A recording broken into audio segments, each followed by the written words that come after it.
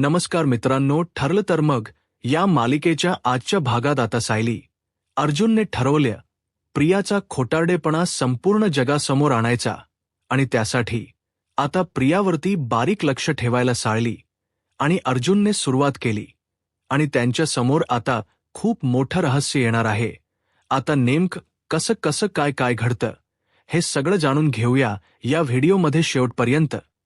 तर आता आपण इथे पाहतो की सध्या पूर्णा आजी या सायलीला सांगतात, सायली प्रतिमाही पुरणपोळ्या खूप छान आणि मस्त बनवते, तू एक काम कर, यावर्षी होळी निमित्ताने तू प्रतिमा बरोबर पुरणपोळ या बनव, प्रतिमाकडून तुला नक्कीच काहीतरी नवीन शिकायला मिळेल, काहीतरी नवीन ती तुला शिकवेलच।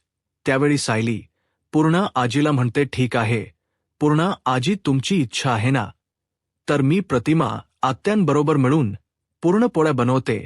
खरंच तुम्ही म्हणता ते अगदी बरोबर आहे, प्रतिमा आत्या काहीतरी नवीन नेहमी करतातच आणि मलाही शिकवतात। त्याबरोबर आता प्रिया त्यांचं हे बोलणं ऐकते। प्रिया विचार करते की नाही काहीही झालं तरी या सायलीने बरोबर त्या प्रतिमा बरोबर पुरणपोळ्या बनवायला नको। जर त्या दोघीने पुरणपोळ्या बनवल्या तर नेहमीप्रमाणे त्यांच्या हातची चव सेमच लागणार आणि मग मात्र पुन्हा एकदा मी कशी नालायक आणि ती सायली कशी चांगली आहे हेच सगळ्यांना दिसणार। त्याआधीच मला काहीतरी केलं पाहिजे। मग प्रिया आता स्वतःच्या बुद्धीला जरा त्रास देते, काय करता येईल, काय डोक चालवता येईल असा ती विचार करते। आणि त्यावेळी तिला आठवतं की प्रतिमा पुरणपोळी करताना काय करते, सुंठ जायफळ पावडर आणि वेलची पावडर या सगळ्यांचं प्रमाण सारखं पुरणपोळीचे पीठ मळताना घेते आणि अगदी छान तशा पुरणपोळ्या ती बनवते। त्या तीन गोष्टींची चव त्या पुरणपोळ्यात उतरते। मग आता प्रिया काय करते, प्रिया प्रतिमत्याची रेसिपी व्यवस्थित आठवते गेल्या वर्षीच्या पुरणपोळ्या यांची, आणि मग ती आता एका घरगुती खानावळीत कॉल करून ती रेसिपी सांगते आणि विचारते की मला अगदी अशाच्या अशा पुरणपोळ्या बनवून मिळतील का, काहीही इकडचं तिकडे झालेलं चालणार नाही, मी तुम्हाला पैसे देईल, 2000 रुपये, मला 17 पुरणपोळ्या बनवून हव्यात आता। त्याबरोबर एवढे पैसे मिळणार म्हटल्यावर ती लोक तयार होतात। प्रिया सकाळी 6 वाजता मला होळीच्या दिवशी ऑर्डर हवी आहे असं सांगते। ती लोक होळीच्या दिवशी सकाळी 6 वाजता प्रियाला ऑर्डर द्यायला तयार होतात। मग काय, आता प्रिया सकाळ सकाळ तयार वगैरे होऊन आवरून खाली थांबलेलीच असते आणि मग ऑर्डर आल्यावर प्रिया ते पुरणपोळ्या घेते, डब्यात टाकते आणि किचनमध्ये दमल्याचं नाटक करते। इतक्यात सगळेजण खाली येतात। प्रिया म्हणते, मी माझ्या हाताने पुरणपोळ्या बनवल्यात, सगळ्यांनी चव तर करून बघा। सगळे चव करतात आणि अगदी प्रतिमाच्या हातच्या चवीप्रमाणे चव लागते। त्याबरोबर आता सगळेच जण म्हणतात, खरोखर या पुरणपोळ्यात नवीने बनवल्यात, चव तर एकदम प्रतिमाच्या हातच्या पोळ्यांसारखी। त्यावर प्रिया, हो मीच बनवले आहेत असं म्हणत प्रतिमाला मिठी मारते आणि म्हणते, शेवटी रक्ताच नात आहे ना आमचं, तशी लगेचच पूर्णा आजी म्हणते, बरोबर पुरे झालं, कळल आम्हाला, तूच केले आहेस ते पुरणपोळ्या। आता खूप वेळ झाला, होळी पूजायला घेऊया। मग सगळेजण होळीच पूजन करण्यासाठी बाहेर येतात। त्याबरोबर आता सायली ही घरची मोठी सून असल्यामुळे पूर्णा आजी होळी पूजण्याचा मान सायलीला देते। सायली आणि अर्जुन होळी पूजून घेतात। त्यानंतर तर आता अर्जुन हा होळीला जाळतो। आता इतक्यात प्रतिमा त्या ठिकाणी बाहेर येत असते होळी जाळताना, आणि आता ती एवढी पेटलेली होळी बघते आणि त्या महेप्तने तिच्या तोंडावरती ते जळत लाकूड मारलेलं असतं। त्यानंतर मंदिरात सुद्धा त्याने तिला ते आगीचं भांड दाखवलेलं असतं, ते आठवतं तिला, आणि ती आता नाही नको प्लीज मला जाळू नको असं म्हणत मागे जाते। आणि आता ती पळत असताना तिचा पाय चुकून तिच्याच साडीत गुंतवतो आणि ती खाली पडते आणि त्यामुळे आता प्रतिमाहत्या बेशुद्ध होते। त्यात तिला आगीची भीतीही वाटलेली असते। सगळे सुभेदार आणि किल्लेदार प्रतिमाच्या जवळ धावत येतात आणि प्रतिमाला उठवू लागतात। प्रतिमा, उठा प्रतिमा, काय होतंय तुला, सायली अर्जुन विचारत असतात। त्याबरोबर प्रताप म्हणत असतो, अरे अश्विन, बघ काय झालंय. ते पटकन अश्विन तपासतो आणि सांगतो की आपण प्रतिमाहत्याला हॉस्पिटलाइज्ड करूया, कारण तिचे मला मेडिकल रिपोर्ट सुद्धा करायचे आहेत. त्याबरोबर मग आता अश्विनच्या सांगण्यावरून प्रतिमाहत्याला हॉस्पिटलाइज केलं जातं. आता प्रतिमाहत्याच सर्व चेकअप वगैरे करून घेतात. फुल बॉडी चेकअप करून घेतल्यानंतर अश्विन घरातल्या सगळ्यांना सांगतो, काळजी करण्यासारखं तर काहीही नाहीये. प्रतिमाहत्या एकदम ओके आणि व्यवस्थित आहे.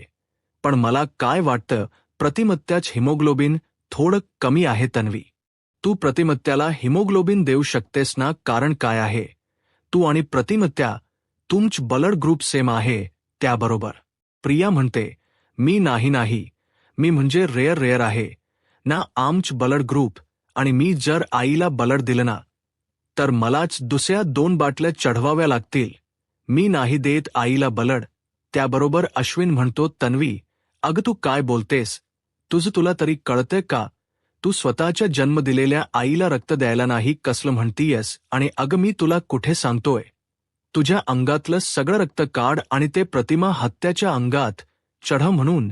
मी तर फक्त एवढंच म्हणतोय ना की प्रतिमा आत्याला 1 बाटली रक्त तू दे. त्यावर ती म्हणत असते, अरे पण बाहेरून रक्त चढवायची गरजच काय? असं मी म्हणते. मुळात त्यापेक्षा आपण आईला चांगलं चुंगलं खाऊ पिऊ घालू, तिला चांगली धष्टपुष्ट बनवू.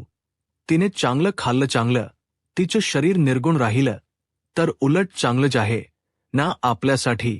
म्हणून मी म्हणते, मी तिला ब्लड देणार. त्यापेक्षा आपण तिला चांगलं खायला प्यायला लावूया, ती चांगली व्यवस्थित राहील.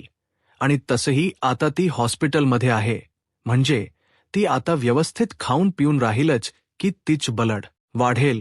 त्याबरोबर आता रविराजला राग येतो आणि रविराज म्हणतो, नकोच देऊ तू माझ्या बायकोला रक्त. तुझ्या रक्ताने उलट चौगज माझ्या बायकोच रक्त खराब होईल. तुझ्यासारख्या नीच नालायक मुलीला आम्ही जन्म दिलाय तेवढंच आमच्यासाठी पुरेस आहे. तेवढंच आमच्या कर्माच पाप काही फिटत नाहीये. तर आता आणखीन तुझं रक्त घेऊन तिच्या पापात भर नको व्हायला. आणि माझ्या बायकोचा जीव जरी जात असला ना तरी तुझ्याकडून मी रक्त मागणार नाहीच. तिच्यासाठी, मी तिच्यासाठी जर रक्त हवाय तर बाहेरून अरेंज करीन, पण तू नको देऊस, कळलं ना? त्याबरोबर आता प्रिया लगेचच रडण्याच नाटक करते आणि तिकडं आत तिच्या खोलीत येते. त्याबरोबर आता सायली आणि अर्जुन यांनी हे सगळं बघितलेलं असतं आणि त्यांना हे सगळं बघून खूप मोठं आश्चर्य वाटलेलं असतं. सायली हे अर्जुनला म्हणत असते, तन्वीच वागणं तुम्हाला विचित्र नाही का वाटलं? त्यावर अर्जुन म्हणतो, विचित्र, खूप विचित्र होतं. ते सगळं स्वतःच्याच आईला रक्त देण्यासाठी तन्वीने एवढं नाटक का केलं असेल? त्यावर सायली म्हणते, आणि ते सुद्धा त्यांच ब्लड ग्रुप सेम असताना. अर्जुन म्हणतो, नक्कीच काहीतरी गडबड आहे. काहीतरी गडबड असल्याशिवाय तन्वी नाही म्हणणार नाही. सध्या तिला सगळ्यांच्या गुडबुकमध्ये यायचे, त्यासाठी ती खूप प्रयत्न करते. त्यासाठी हे ब्लड डोनेशन तर तिच्यासाठी खूप मोठी गोष्ट होती. आपल्याला काहीही करून नक्की तिच्या ब्लडचा काय प्रॉब्लेम आहे हे शोधून काढावंच लागेल. तिने प्रतिमा त्याला रक्त द्यायला का नकार दिला हे बघायला हवं. सायली म्हणते, पण काय करायचं आपण? अर्जुन आणि सायली दोघेही विचार करू लागतात. काय करता येईल, काय करते? त्यावेळी सायली म्हणते, सुचलं. अर्जुन म्हणतो, काय? सायली म्हणते, अन्नपूर्णा ट्रस्ट. अर्जुन म्हणतो, अन्नपूर्णा ट्रस्टचा काय संबंध? सायली म्हणते, अन्नपूर्णा ट्रस्टचा तर संबंध आहे. मला सांगा, एका दिवसात, एका रात्रीत ही आत्ताच ब्लड कॅम्पच ऑर्गनायझेशन करू शकता का? आता ब्लड कॅम्प ऑर्गनाईज करायचं म्हटल्यावर अर्जुन विचारतो, पण कशासाठी? सायली म्हणते, बघा, आपण उद्या रंगपंचमीच्या निमित्ताने काहीतरी विशेष आणि काहीतरी वेगळं म्हणून रक्तदान शिबिर आयोजित करायचं, आणि आपण असा नियम करायचा की त्या शिबिरात सगळ्यात प्रथम आपल्या घरातले लोक रक्तदान करून उद्घाटन करतील, आणि मग त्यानंतर तिथे सगळ्यांनाच रक्तदान करायचं म्हटल्यावर प्रियाला सुद्धा रक्तदान करावंच लागेल. आणि मग तिथे रक्त दिलं की आपल्याला तिथे सॅम्पल सहज मिळवता येतील. अर्जुनला ही गोष्ट पटते. अर्जुन म्हणतो, खरंच बायको, तू ग्रेट आहेस. इंटेलिजंट मी लगेचच्या लगेच काय करता येईल ते बघतो. आणि त्यानंतर अर्जुन हा आता अन्नपूर्णा ट्रस्टचे जे मॅनेजर आहेत त्यांना कॉल करतो आणि सांगतो की मला रक्तदान शिबिर ऑर्गनाईज करायचं उद्या अन्नपूर्णा ट्रस्टच्या समोर. त्याबरोबर आता ते मॅनेजर साहेब म्हणतात, पण पूर्णा आजींनी असं काही सांगितलेलं नाहीये. अन्नपूर्णा मॅडमच्या काही फोन वगैरे आलेला नाहीये. अर्जुन म्हणतो, नाही पूर्णा आजीला यातल अजून तरी काही माहीत नाहीये. तिच्यासाठी हे सगळं सरप्राईज मी सांगतोय. तसं करा, उद्या ब्लड कॅम्प ऑर्गनाईज झालाच पाहिजे. सकाळी 10 वाजेपर्यंत सगळी तयारी होईल याची काळजी घ्या. त्याबरोबर आता अर्जुनला मॅनेजर साहेब होकार देतात. अर्जुन फोन ठेवून देतो. दुसऱ्या दिवशी सकाळी सगळे आवरून वगैरे तयार झालेले असतात. त्यावेळी अर्जुन आणि सायली खाली येतात आणि मग आता अर्जुन आणि सायली सगळ्यांना सांगत असतात की या रंगपंचमी निमित्ताने आम्ही दोघांनी काहीतरी वेगळं करायचं असं ठरवले. घरच विचारतात, वेगळं म्हणजे काय ठरवले तुम्ही? त्यावर मग अर्जुन म्हणतो, यावर्षी आपण आपल्या अन्नपूर्ण ट्रस्टच्या बाहेर रक्तदान शिबिर घ्यायचं असं आम्ही ठरवलं. पूर्णाजी म्हणते, काय रक्तदान शिबिर? अरे पण कशासाठी? आणि अरे तयारी काही नाहीये. रक्तदान शिबिर म्हटलं तर तयारी आली की खायला प्यायला मागून ठेवावं लागतं. त्याबरोबर अर्जुन सांगतो, सगळी तयारी झाली, तुम्ही फक्त रक्तदान करायचं कळलं. त्याबरोबर सगळेजण म्हणतात, ठीक आहे, तू म्हणतोयस तसं. सगळेजण आता एकत्रच गाड्या करतात आणि आता थेट रक्तदान शिबिर करण्यासाठी पोहोचतात अन्नपूर्णा प्लसच्या समोर. तिथे घरातले सगळेच जण ब्लड डोनेट करतात आणि त्यानंतर घरी येतात. घरी आल्यावर सुमन काकू म्हणते, वा, अर्जुनने ऑर्गनाईज केलेला रक्तदान शिबिर अगदी व्यवस्थित पार पडलं. सगळं कसं छान झालं. कल्पना म्हणते, हो सुमन, सगळं छान झालं. हे खरं बोललीस, पण अर्जुनने इतक्या शॉर्ट नोटीसवर रक्तदान शिबिर का ऑर्गना केलं ते मला काही कळलं नाही. पण अर्जुनने ऑर्गनाईज केलं होतं ना, म्हणजे नक्कीच त्यामागे काहीतरी ठोस कारण असणार. सायलीने त्याला सपोर्ट केला, ते काही उगट का? सायली बिनाकारण अर्जुनच्या सपोर्टमध्ये उभी राहणार नाही. आता हे सगळं बोलणं प्रिया ऐकते. आता प्रियाच्या लक्षात येतं की कदाचित नक्कीच यांचा काहीतरी ट्रॅप असू शकतो. पण रक्त घेऊन हे असं काहीच करणार आहेत. नाही, नको प्रिया, असे गाफील राहू नकोस, नाहीतर हे अलगद तुझा काटा कधी काढता येईल ते तुझं तुला कळणार. मग आता प्रिया ठरवते की मला त्या लोकांकडून माहिती मिळवावी लागेल जी लोक त्यावेळी रक्तदान शिबिरात काम करत होती. मग आता अर्जुनने तर इथे आधीच सगळ्या सिस्टरना, वॉर्ड बॉय, नर्सेसना सांगून ठेवलेलं असतं की या नंबरवरून फोन आला तर मला लाईनवर घ्या. मग आता प्रिया एका सिस्टरला कॉल करते. त्याबरोबर प्रियाचा फोन बघून ती सिस्टर फोन उचलते आणि अर्जुनला कॉल करून सांगते की तुम्ही ज्या नंबरवरून फोन आल्यावर मला फोनवर घ्या असं म्हणाला होता, त्या नंबरवरून फोन आलाय. अर्जुन सांगतो की मी लाईनवरती आहे, हे त्यांना कळू देऊ नका. त्या जे काही प्रश्न विचारतील त्यांच्या सर्व प्रश्नांची अगदी व्यवस्थित शांतपणे उत्तर द्या. ती सिस्टर म्हणते, ठीक आहे. आणि मग ती फोन उचलते आणि म्हणत असते, हा मॅडम बोला ना, काही काम होतं का? त्याबरोबर प्रिया म्हणत असते, मला एक गोष्ट सांगा, रक्तदान शिबिरामध्ये जे काही रक्त लोकांनी डोनेट केलेलं आहे त्या सगळ्या रक्ताचं तुम्ही काय करणार आहात? त्यावर ती म्हणते, मॅडम अहो, हा काय प्रश्न आहे? अर्थात सगळं रक्त आम्ही डोनेट करणार आहोत, ट्रस्ट आहे आपली. त्याबरोबर प्रिया म्हणते, मला उद्धट उत्तर देऊ नका. हे रक्त तुम्ही कुठे डोनेट करणार आहात ते मला सांगा. त्यावर ती म्हणत असते की मॅडम अहो, पनवेलमधलं हनुमान चौकातलं जे मोठं गव्हर्नमेंट हॉस्पिटल आहे, आम्ही हे सगळं रक्त तिथे त्या ब्लड बंकेत जमा करायचं असा विचार करतोय. आपल्यापासून अगदी 5-6 किलोमीटर वरतीच ते हॉस्पिटल आहे आणि म्हणजे शहरात हॉस्पिटल असल्यामुळे तिथे लोकांना जास्त मदत होईल. त्याबरोबर आता प्रिया म्हणत असते की नक्की ना. त्याबरोबर सिस्टर म्हणते, हो अर्थात मॅडम, तुम्ही असं का विचारताय? प्रिया म्हणते, काही नाही. बरं, मला आणखीन एका प्रश्नाचे उत्तर द्याल प्लीज? त्यावर सिस्टर म्हणते, बोला ना. त्यावर प्रिया विचारते, मला सांगा, मी ब्लड डोनेट करून गेल्याच्या नंतर तिकडे सायली किंवा अर्जुन यांच्यापैकी कोणी आलं होतं का? आता ती सिस्टर म्हणते, मॅडम मी तुम्हाला ओळखत नाही, तुम्ही कोण बोलताय ते तरी सांगा. त्याबरोबर मग प्रिया म्हणते, मी तन्वी बोलते. तन्वी सुभेदार, आता तरी ओळखलस का? त्यावर मग सिस्टर म्हणते, सॉरी तन्वी मॅडम, हो मी चुकून ओळखलं नाही तुम्हाला. नाही, तुमचं ब्लड डोनेट करून झाल्यानंतर तिथे सायली मॅडम किंवा अर्जुन साहेब आले नव्हते. मग प्रिया म्हणते ठीक आहे आणि फोन ठेवून देते.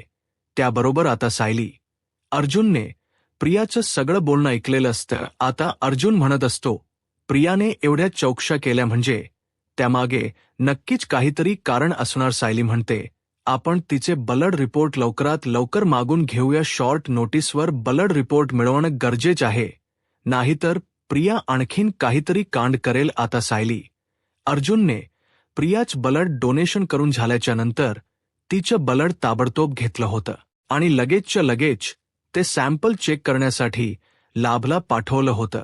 आणि नेहमी असे रिपोर्ट वगैरे काढून अर्जुन घेत असल्यामुळे अर्जुनला ते रिपोर्ट अगदी एकाच दिवसात मिळतात सुद्धा. आता अर्जुन आणि सायली ते रिपोर्ट बघतात आणि त्यांना खूप मोठा आश्चर्याचा धक्का बसतो. प्रियाच ब्लड ग्रुप बी पॉझिटिव्ह दाखवत असतं आणि प्रतिमाहत्याच blood group rare blood group म्हणजेच ओ नेगेटिव्ह ब्लड ग्रुप असतं. आता मात्र सायली म्हणत असते, हे कसं शक्य आहे? प्रतिमाहत्याचं आणि प्रियाचं म्हणजेच तन्वीच ब्लड ग्रुप तर एक आहे असं म्हणतात ना? मग त्याबरोबर अर्जुन म्हणतो, म्हणजे नक्की? त्यावर सायली म्हणते, थांबा, इतक्यात आपल्याला कुठल याच निष्कर्षावर पोहोचायला नको. कदाचित तन्वी खूप लहान असताना हरवली होती ना, म्हणून कुणाचा तरी गैरसमज झाला असेल. मे बी त्या दोघींचं ब्लड ग्रुप सारखं नसेलच.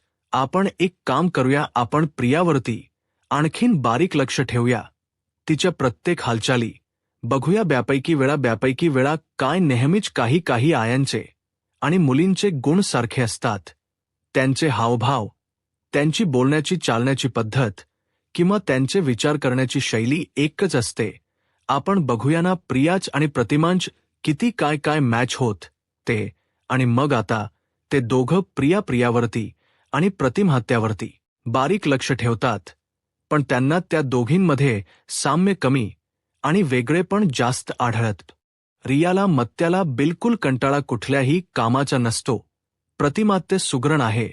प्रियाचा स्वयंपाकाचा पत्त्याच नाही. प्रतिमात्याला पसारा आळशीपणा आवडत नाही आणि प्रियाचा आळसाशिवाय आणि पसाराशिवाय दिवसच सुटत नाही. प्रियाचा आणि खोट्याचा इतका संबंध येतो की प्रिया खोट बोलताना अजिबात घाबरत नाही, चाच पडत नाही. आणि बिचाया प्रतिमाहत्या ह्यांच्या खोट्याशी काही संबंधच नसतो. खोट प्रतिमा त्यांना बोललेला आवडतच नाही. मग आता हे सगळे वेगळे वेगळे गुण लक्षात आल्याच्या नंतर सायली आणि अर्जुन विचार करतात की आता आपण 100%पैकी 70% शोर आहोत की प्रिया ही काहीतरी गडबडा मुलगी आहे. त्याबरोबर अर्जुन म्हणतो, आता आणखीन पुढे काय करायचं? सायली म्हणते, आता आपण पुढे तेच करायचं जे आपण माझ्या खोट्या आई वडिलांच्या म्हणजे मैनावती आणि सदाशिवच्या बाबतीत केलं होतं. आपण त्यांची कशी वेगवेगळी उलट तपासणी केली होती, तशी आपण प्रियाची उलट तपासणी करायची. अर्जुन म्हणतो, पण कसं? प्रियाच्या कंडिशनमध्ये तर ती एकटीच आहे, मग ती खोट बोलण्याचा प्रश्न येतोच कुठे? सायली म्हणते, मग आपण तरी कुठे खरं बोलायचं? अर्जुन म्हणतो, म्हणजे मग सायली तीच सर्व प्लन अर्जुनला समजावून सांगते. त्यानंतर अर्जुन चालेल म्हणतो. सायली अश्विनच्या आणि प्रियाच्या रूममध्ये येते आणि त्यांना सांगते की आज आम्ही असा विचार केलाय की आपण सगळ्यांनीच, म्हणजे तुम्ही, प्रिया, परत मी, हे आणि अस्मिता ताई आणि सचिन भाऊजी गप्पा मारत आपल्याच अंगणात बसूया. अश्विन भाऊजी, तुम्ही याल ना? प्रियाला सुद्धा बरोबर घेऊन या. आता प्रियाला म्हणजेच तन्वीला आपल्या घरातले त्यांच्यात घेतायत हे बघून अश्विन खुश होतो आणि म्हणतो, ठीक आहे, आम्ही दोघं सुद्धा येऊ. आता प्रियाला खरंतर येण्याची काहीच इच्छा नसते, पण आता घरातलं सगळं यांमुळे प्रियाला सुद्धा यावं लागतं, नाहीतर अश्विनला राग येईल. मग आता गप्पाटप्पा सुरू होतात. सायली तिच्या आश्रमातल्या गोष्टी सांगत असते. सचिन आणि अस्मिता त्यांच्या कॉलेज टाईम मधल्या गोष्टी सांगत असतात, त्यांच्या प्राईम टाईमच्या गोष्टींच्या आठवणी काढत असतात. तर आता अर्जुन मुद्दामून प्रियाच्या आणि त्याच्या बालपणीवर येतो आणि तो म्हणत असतो, अरे या सगळ्यावरून आठवलं तन्वी, तुला आठवतं तुझ्या वाढदिवसाच्या दिवशी तुला काय गिफ्ट द्यायचं. यासाठी मी तुझ्या आवडीच कलरच फ्रॉक तुझ्यासाठी सिलेक्ट केलेलं. त्याबरोबर आता रियाला आठवत तर काहीच नसतं. ती मनात म्हणते, अरे यार हा अर्जुन पण्णा कशाला जुन्या गोष्टींवर गेला, मला तर काहीच आठवत नाहीये. पण आता जर मला काही आठवत नाहीये हे याला कळलं तर यांना संशय ये. मग प्रिया म्हणते, अरे हो ऑफकोर्स आठवत अर्जुन, मी ते सर्व कस विसरू शकते. ते माझ्या आयुष्यातले खूप खास क्षण होते.